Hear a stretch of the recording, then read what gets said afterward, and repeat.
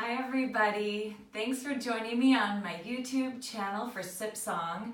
I started this channel so that I could teach my wonderful friends and fans of Sipsong what to do with my gin when you're at home.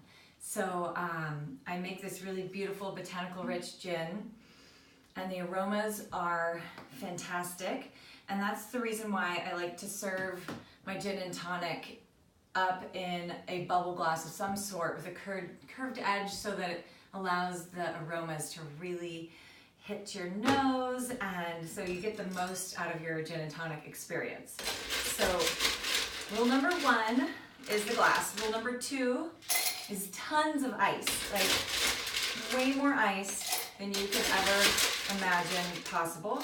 And if possible, make sure that your ice is made with really high quality water, whether it's reverse osmosis or basically the ice will melt into your gin and you want it to be water that tastes good, right? Not full of chlorine and other things. So just keep that in mind when you're making your ice.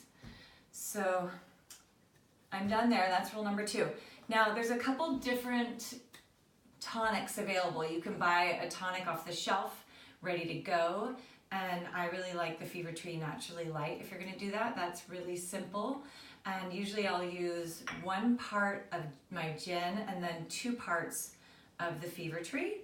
So I'm not going to do that today because my absolute favorite, if I have Monarch Bitters Delicious Bitter Tonic Syrup, I love using that. So I'm going to show you how to use the bitter tonic syrup today. And I will have a link to where you can buy this in the comments below. So here we go. We're gonna do 1 part bitter tonic syrup, and I like to mix it separately outside of my glass so that I don't damage the bubbles of the sparkling water that we'll add. So this is basically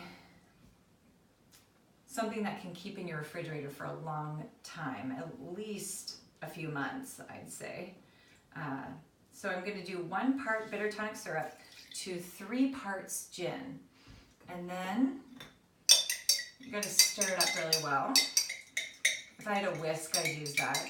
And I actually batch this up and keep it in my fridge, the gin and the tonic syrup, especially for parties. It's really lovely to have that all batched up. So there we go. And then, well, I used 1/2 ounce and then 1.5 ounces, so I should have 2 ounces here. So there we go. So now to the 2 ounces of the gin and tonic syrup mixture, I'm going to use 3 times that in water. So that would be 6 ounces of water. So if I had a better measuring device, that would be good, but instead I'll just do 4 of these. These are 1.5 ounce jiggers. It is Friday morning right now, and can I just say I'm really happy I'm about to have a cocktail in the morning. I kind of feel like the Queen of England. I heard she has one about 11:30, and that's what time it is. So gently stir to keep your bubbles intact. I love using this syrup for a number of reasons. It's delicious, but it also is very green because I can make the sparkling water at home, which makes me happy. And then, I'm super excited about this. Then, if you have any bitters at home, I always keep orange bitters on hand. I also like cardamom bitters. Just add a touch or 2, a dash or 2 of that, and that's gonna take your gin and tonic up to the next level. And another way to do that, I just can't wait, I have to have a sip. Another way, oh that's so good. Another way to do that is with your garnishes. So I would like to steer America away from using limes all the time with your gin and tonics, because every craft gin is going to have a different garnish that's going to really accentuate the gin. So one of my favorite easy go-to garnishes is just a twist of orange or a round of orange. I keep these dried rounds at my house all the time, so they can be really quick and easy if I don't have a fresh orange.